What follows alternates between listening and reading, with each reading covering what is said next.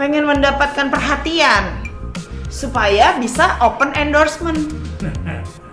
Itu dia bilang kalau dia masih akan tetap mau tes DNA.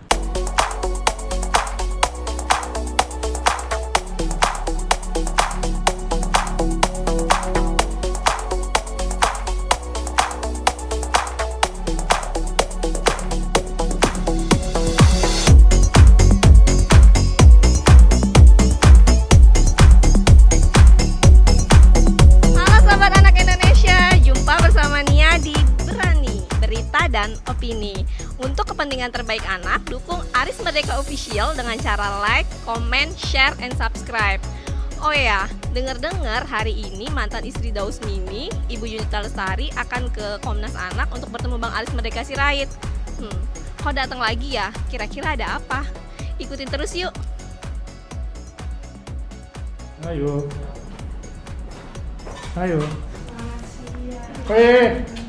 Ketemu lagi. Oh, ngeri. Masih sering tanya nggak dia? Masih. Iya. Kasihan. Cuman aku kemarin ngasih unjuk dia sih.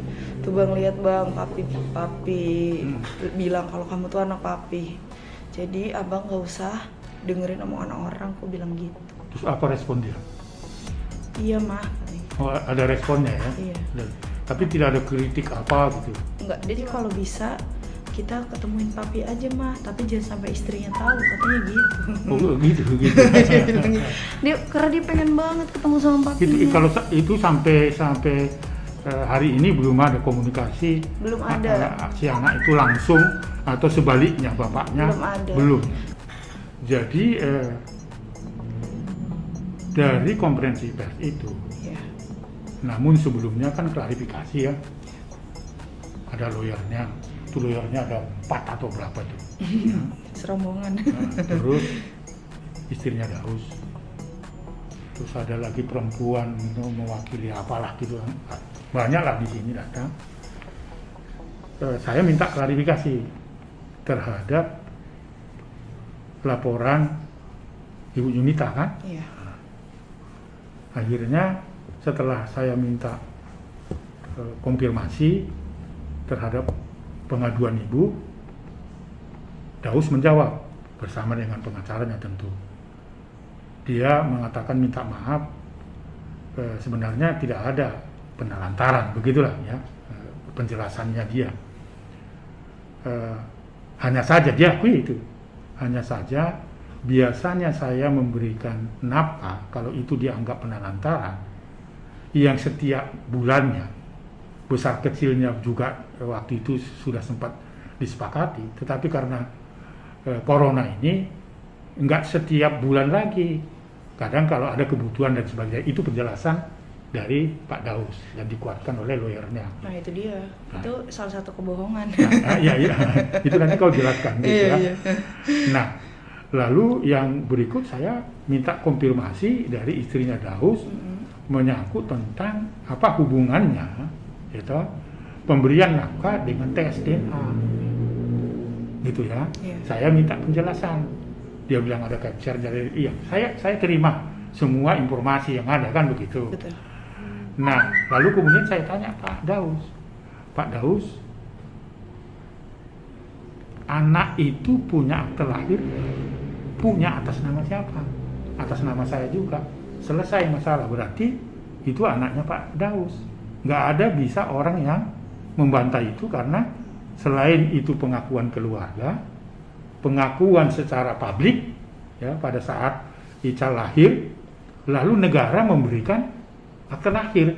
Jadi negara memberikan akte lahir itu adalah legal status pengakuan negara, berarti tidak ada lagi masalah. Nah, kan gitu. Jadi orang lain tidak boleh mempermasalahkan ini. Siapapun yang tidak ada kaitan hubungan biologisnya. Nah di sini, di sebelah sini malah itu istrinya. Nah setelah itu bagaimana? Kita mau konferensi pers sekarang, menjelaskan kepada publik ya hal yang sudah diklarifikasi tadi. Kita kasih kesempatan kan gitu. Pada saat itu mereka satu rombongan termasuk lawyernya minta tempat kepada saya. Mereka mau ngobrol, tak kasihlah tempat di sebelah sini. Ngobrol lah mereka entah apapun, saya nggak ngikut gitu. entah apapun obrolan mereka dan sebagainya. Setelah itu mereka kembali lagi. Oke, kita konferensi pers. Saya langsung bilang 3. Saya akan menyampaikan 3 hal. Bahwa Ical ini punya akta lahir, maka harus diakui bahwa itu anaknya Daus. Oke, itu satu kesimpulan Komnas setelah melakukan klarifikasi. Yang kedua, buka komunikasi yang seterbuka-bukanya kepada anak, orang tua Pak Daus, dan konsekuensinya memberikan nafkah. Karena apa? Poin 1 tadi, bahwa ini adalah anaknya Daus secara sosial, secara keluarga, dan secara negara. Harus diungkap itu, diomong kepada publik. Nah, konsekuensi pengakuan itu maka harus memberikan nafkah dan membuka komunikasi antara ayah dan anak dan sebaliknya. Yang ketiga, berhenti tidak lagi mempersoalkan kedudukan Ical itu mau perlu tes DNA atau tidak oleh siapapun. Setuju. Masuklah di konferensi pers itu. Disitulah ada pengakuan yang dilakukan oleh Pak Daus. Kalau soal DNA dan sebagainya tidak ada relevansinya, masih membantah-bantah. Nah, ternyata hanya untuk menyetop biaya untuk si Ical itu. Benar. Sehingga kalau itu dia bukan anaknya Daus, kan gitu, maka stop jadi lah. nggak usah nafkain lagi. Nggak nafkain gitu loh. Iya, emang gitu. Jadi itu adalah tindakan yang tidak terpuji. Itu mengabaikan orang gitu. Karena kita ini punya tanggung jawab sosial, karena kita kan makhluk sosial. Betul. Kalau kita punya kelebihan, mau anak kita mau tidak anak kita pun kita santunin kan. Betul. Ini apalagi yang sudah nyata-nyata diomong ke publik oleh Pak Daus itu, bahwa itu anaknya kok bisa-bisa hanya karena alasan untuk menyetop yang tidak seberapa itu. Iya, benar. Tapi harus mengabaikan Anak. sampai hati, menurut saya. Dan itu adalah pelecehan terhadap harkat martabat manusia. Itu kesimpulan saya, Mbak. Karena saya terus mengurusi anak. Dalam bentuk apapun, dalam bentuk kesalahan apapun, anak-anak itu saya tetap bela. Nggak bisa tidak. Itu manusia, bukan barang. Betul. Ya kan? Seperti yang saya katakan tadi. Karena kita adalah ciptaan Tuhan dan makhluk sosial, kita pasti ada jiwa sosialnya kan. Benar. Kalau kita punya kelebihan, ya kan, bisa bantu kan kepada orang lain. Itu bukan anak biologis kita dan sebagainya. Benar. Nah, oleh karena itu saya kira ketika Jandre meminta saya untuk menerima kembali kiranya konsultasi apa yang perlu dipertegas, yang jelas saya sudah bilang stop untuk bicara tentang DNA karena itu menyakitkan hati anak itu dan itu merupakan pelanggaran terhadap anak. Gitu loh, Mbak. Iya. Jadi artinya saya juga mau memperkokoh perjuangan dari Ibu Yunita terhadap anak itu. Ya, bapaknya sudah. Kalau misalnya ya terjadi DNA, misalnya ini contoh aja analogi, Iya. tidak anaknya Daus, entah bohong entah tidak dia mengatakan itu, ya pidana loh, Mbak, karena dia memberikan dokumen palsu, mengungkap kepada publik juga palsu, pidana. Gitu loh, itu bisa pidana gitu. Dua-dua bisa pidana. Nah, oleh karena itu menurut saya bahwa berhentilah untuk itu. Kalau hanya alasannya untuk tes DNA apakah itu anak ibu atau tidak anaknya Pak Daus dan sebagainya karena hanya biaya perawatan, biaya hidup dari anak. Wah, itu sungguh melanggar dan merendahkan martabat. Itu kalau saya. Nah, sekarang kira-kira Mbak Yunita apa yang ingin saya disampaikan? Kalau saya sudah tegas bahwa saya harus bela anak ibu. Jadi kalau dibilang dia masih ini kan kalau dia ngomonginnya jadi diplesetin ke nafkah. Betul, ya iya. gitu. Bukan lagi ngomongin tes DNA. Jadi kalau dia bilang masih menafkahi sampai sekarang berbentuk uang cash, kemarin itu aku tonton videonya itu sampai aku upload itu benar-benar kebohongan berjamaah itu Pak. Jadi ya Dausnya, ya istrinya, ya pengacaranya itu semuanya bohong. Jadi terakhir saya kemarin ngecek, tanya ke kakaknya Daus karena dia yang suka urusin transferannya Ical. Kak, Daus itu kapan sih terakhir ngasih uang Ical? Dikasihlah bukti transfernya bulan Oktober ternyata. Setelah bulan Oktober tidak ada sama sekali. Bahkan anak saya Oktober 2020 ya? Oktober 2020. Bahkan anak saya sakit, anak saya udah berbulan-bulan udah nggak dihubungin, nggak dinafkahin, diabaikan gitu loh. Jadi kalau aku sih sebenarnya gini, seandainya dia tidak sanggup lagi menafkahi, ngomong aja. Iya. Toh anak ini tidak dinafkahi bapaknya pun hidupnya baik-baik saja kok gitu loh. Jangan nggak nafkahin, tapi kan ngomong kemana-mana masih nafkahin kok. Bahkan sampai ada kebohongan yang aku nggak habis pikir, ngasih uang cash. Gimana caranya dia ngasih uang cash? Ketemu pun tidak, telepon pun tidak, ngobrol pun tidak. Dari mana? Terbang kah uangnya? Kan nggak mungkin gitu. Itu satu. Kedua, satu hari setelah dia konferensi pers di sini, sejujurnya aku sudah lega. Aku kira sudah selesai. Ternyata diulang lagi sama istrinya. Masih tetap ada wawancaranya itu di 3 Maret. Itu dia bilang kalau dia masih akan tetap mau tes DNA.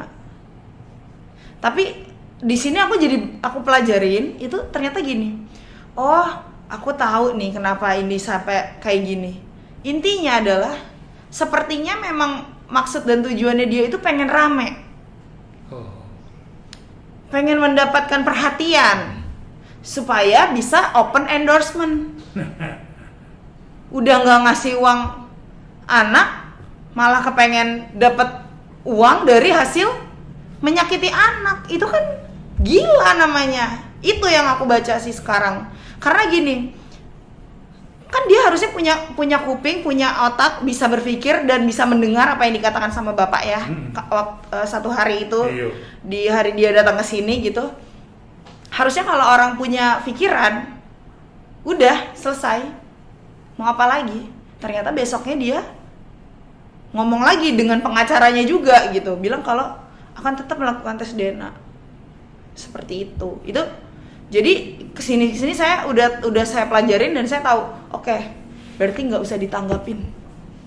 Mungkin dia emang udah nggak main otaknya gimana ya.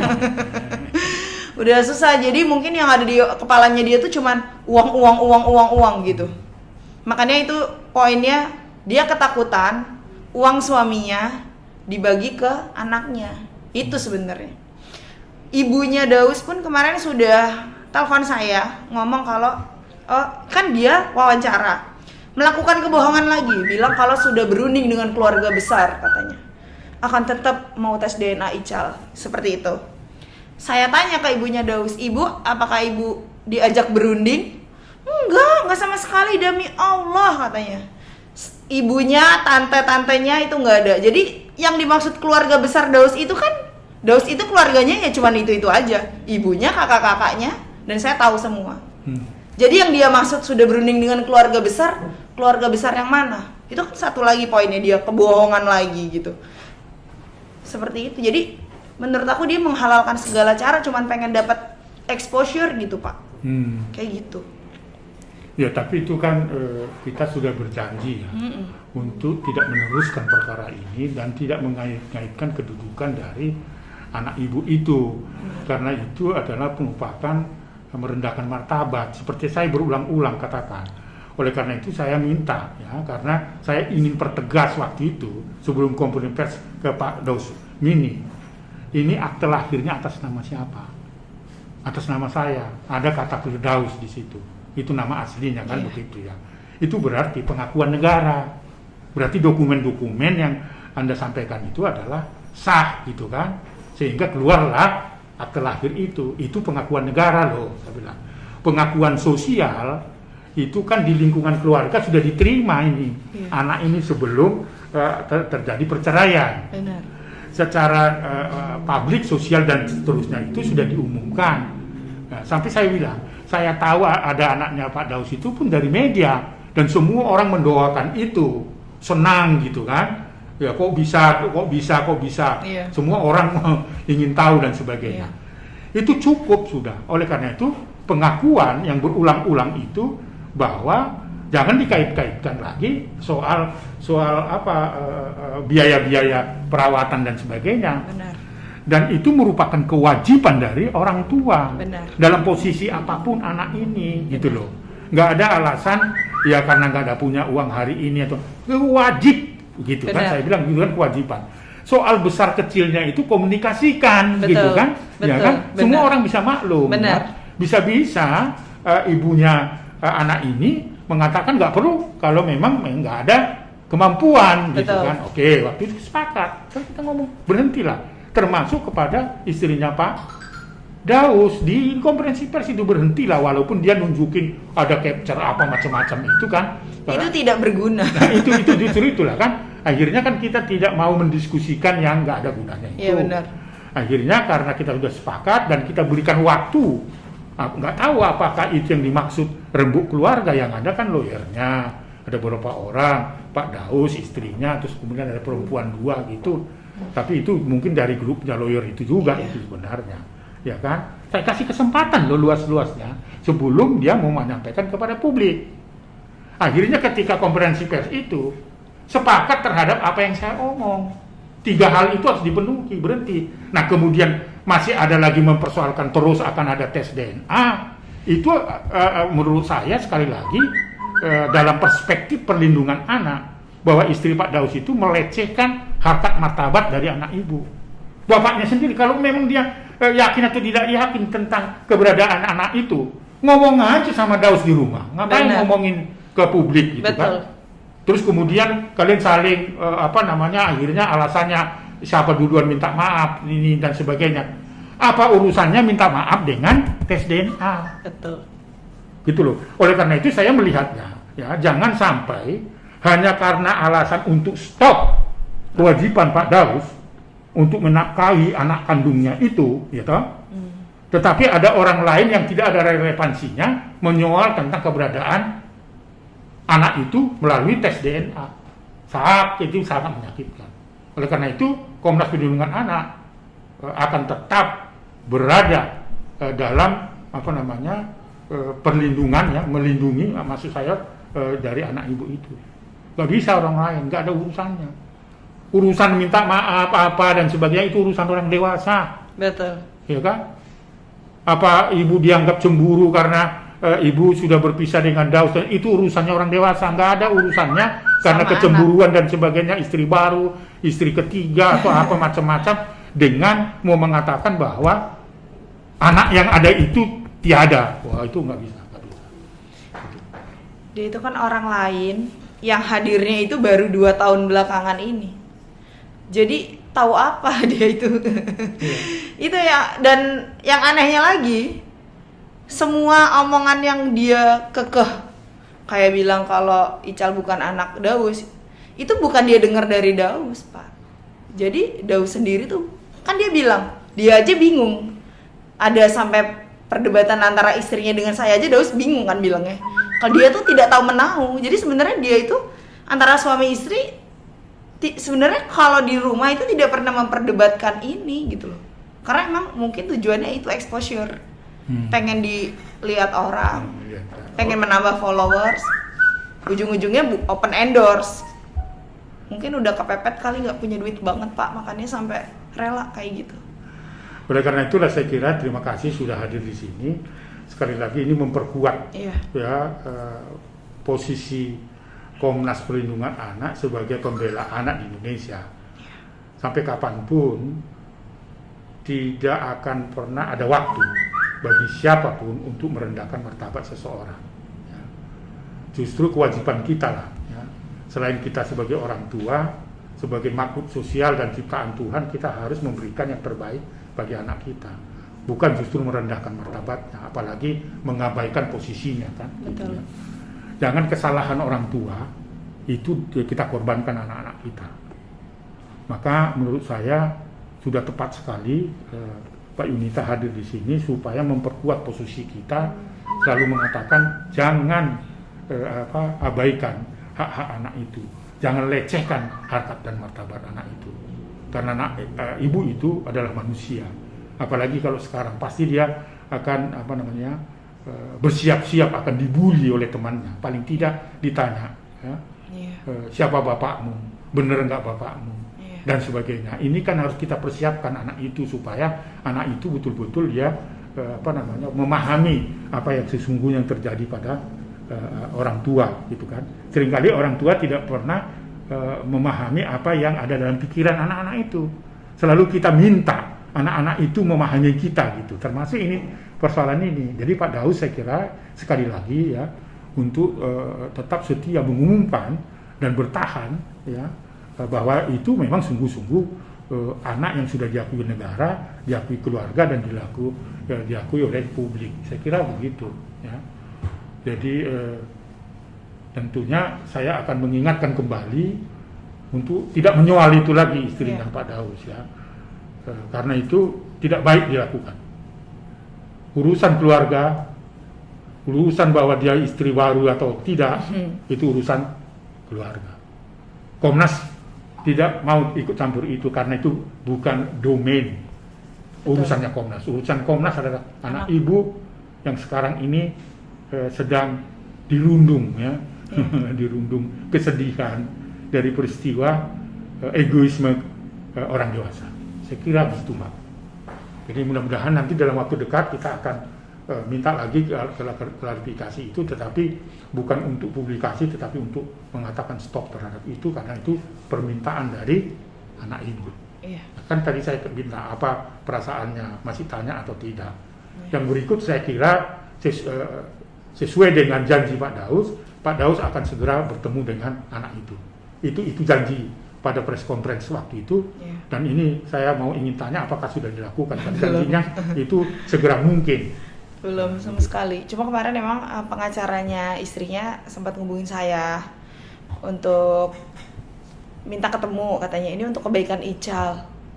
Kenapa minta ketemu? Aku bilang gitu. Kalau sebenarnya kan kita nggak butuh ketemu pengacaranya ya Pak ya, tapi lebih anaknya butuh ketemu bapaknya. Jadi menurut aku sia-sia aja sih kalau mau ketemu sama pengacaranya gitu.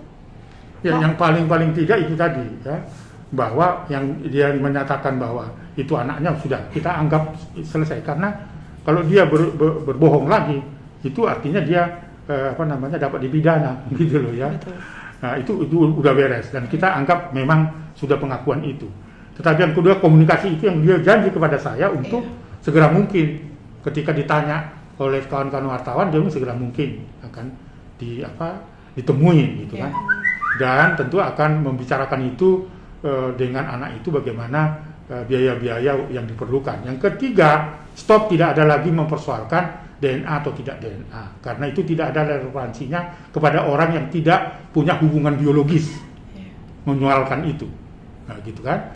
Biarkanlah itu dibicarakan dalam keluarga saja, gitu. Supaya apa? Supaya hak anak itu tidak terlanggar. Saya kira itu Mbak pesan moral kita. Mudah-mudahan dalam waktu dekat kita akan konfirmasi apa 3 itu sudah dijalankan atau belum. Iya. Itu saya kira. Oke, kalau gitu ya. Dan mungkin ya Nia ya, itu staf saya psikolog, mungkin sekali waktu deh ngobrol sama anak ibu. Boleh. Eksklusif ya, supaya dia terobati ya, bisa direhabilitasi lah. Seperti pertanyaan-pertanyaan tadi kan mengerikan Pak, pertanyaan-pertanyaan itu. Kalau itu terus nggak diselesaikan, maka dia akan trauma sepanjang hidupnya. Jadi nanti dia psikolog itu, jadi psikolog yang punya akta untuk bisa mengeluarkan sesuatu bahwa anak itu sedang mengalami seperti ini dari janji-janji yang sudah dilakukan oleh bapaknya, tetapi tidak ditepati mengakibatkan A, B, C dan sebagainya. Itu saya kira bisa dibantu. Ical sih kemarin ngajakin ke rumah bapaknya, tapi saya ngebayangin istrinya bakalan apa yang kan dia perbuat kalau saya tiba-tiba datang ke rumahnya. Ical bilang, "Mah, kita mending ke rumah papi aja yuk. Sampai gitu udah sudah. Iya, maksudnya mau kita datengin aja gitu. Kan kalau langsung didatengin kan pasti papinya mau ketemu kan gitu. Terus aku bilang gini ke Ical, Bang, kalau emang papi sayang sama kamu, papi tuh pasti nemuin kamu. Iya. Gak usah kamu yang ngejar-ngejar pengen ketemu papi. Aku bilang gitu. Karena pertama kali ini dia nggak ketemu sama papinya sampai 6 bulan.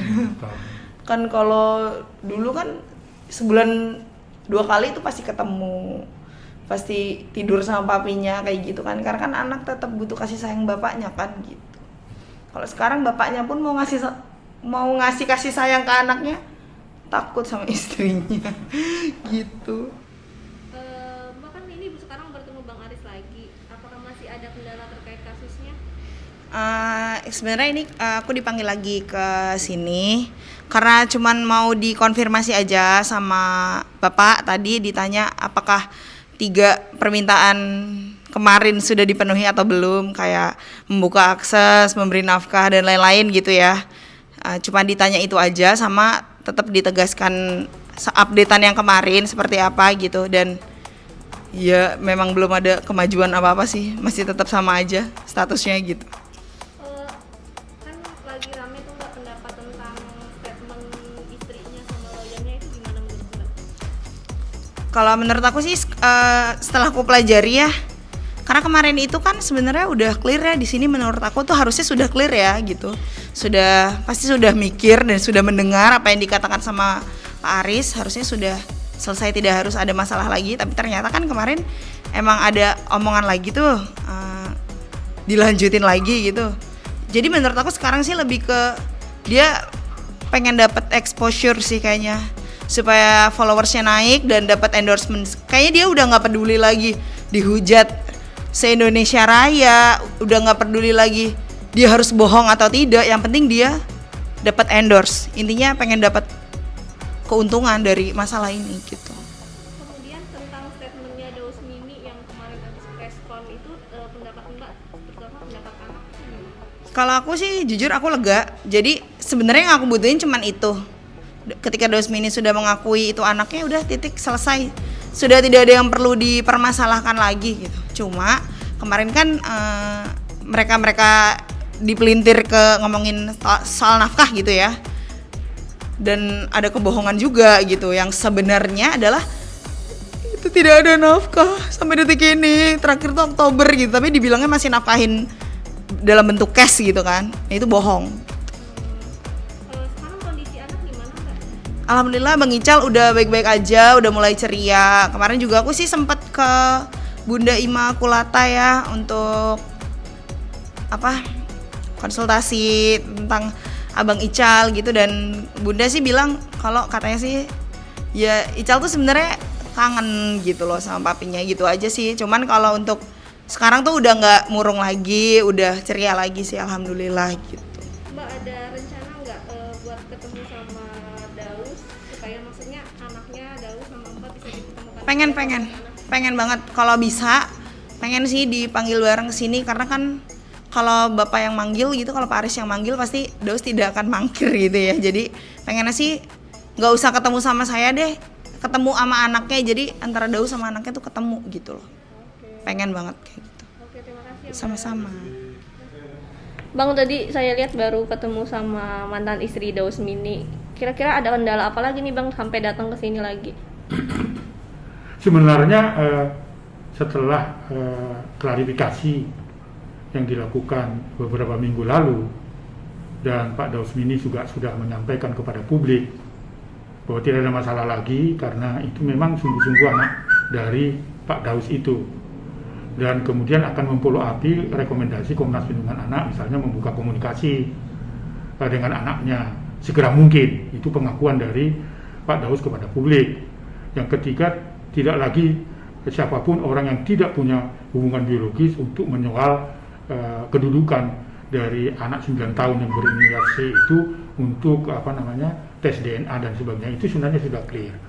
Tetapi di belakang itu ternyata memanas, semua kesepakatan itu dilanggar, tidak ada satupun yang dilaksanakan kecuali pengakuan dari Pak Daus Mini itu. Lalu kemudian istri Pak Daus itu masih tetap kekeh untuk menyoal kedudukan dari anak yang dari pasangan Ibu Yunita dengan Pak Daus ini perlu tes DNA atau tidak. Yang saya tangkap adalah hanya karena untuk bisa menyetop jika misalnya itu anaknya atau tidak anaknya, menyetop terhadap tanggung jawab Pak Dausmini untuk membiayai kehidupan anak itu. Padahal dalam posisi apapun sebenarnya adalah kewajiban dari orang tua untuk memberikan nafkah, belayan kasih sayang, sekolah dan seterusnya, kan begitu. Nah, itu terabaikan sehingga itu membuat anak itu sering bertanya kepada ibunya, sehingga ibunya sulit untuk menjawab walaupun sudah ada di media menyatakan itu anaknya dan sebagainya, tetapi anaknya kurang puas. Karena apa? Karena komunikasi belum juga dibuka dan belum ada juga niat baik dari Pak Daus untuk menemui anak sesuai dengan janjinya. Jadi pertanyaan-pertanyaan itu sulit ditanya oleh dijawab oleh ibunya. Lalu ada persoalan-persoalan yang masih tetap akan menyoal DNA atau tidak, padahal sebenarnya dalam keluarga pun itu tanpa harus dirembuk lagi, itu Pak Daus sudah mengakui. Jadi keresahan itulah akhirnya tadi datang lagi untuk berkonsultasi, kiranya bisa memfasilitasi kembali agar anaknya bisa bertemu dengan Pak Dausmini, meminta di tempat ini sebagai mediatornya, sehingga semua persoalannya bisa stop. Karena apa? Karena kalau ini dibiarkan seperti apa yang saya katakan tadi kepada beliau, tidak ada satupun orang yang boleh menyoal kedudukan seorang anak yang tidak ada hubungannya, tidak ada relevansinya tentang biologis dan non biologis, misalnya seperti itu ya.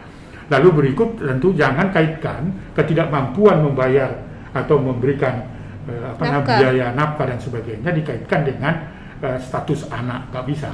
Dalam posisi apapun kita sebagai, saya jelaskan kepada Ibu Yunita, ketika kita sebagai ciptaan Tuhan, makhluk sosial, kita punya tanggung jawab sosial. Karena kita kalau punya kelebihan income dan sebagainya, kita kan bisa menyantuni orang lain. Ini apalagi anak kandung sendiri. Nah, dalam waktu dekat tentu untuk menyetop ini supaya ini tidak terus menerus anak dibully dan direndahkan harkat dan martabatnya, maka minggu depan kita akan pertemukan Pak Dausmini dengan putranya itu supaya mereka bisa saling berinteraksi secara sosial. Bagaimana seorang anak kangen dengan ayahnya dan sebaliknya ayahnya kangen dengan anaknya itu. Jangan disoal dengan persoalan orang dewasa dalam keluarga, tetapi anak yang menjadi korban.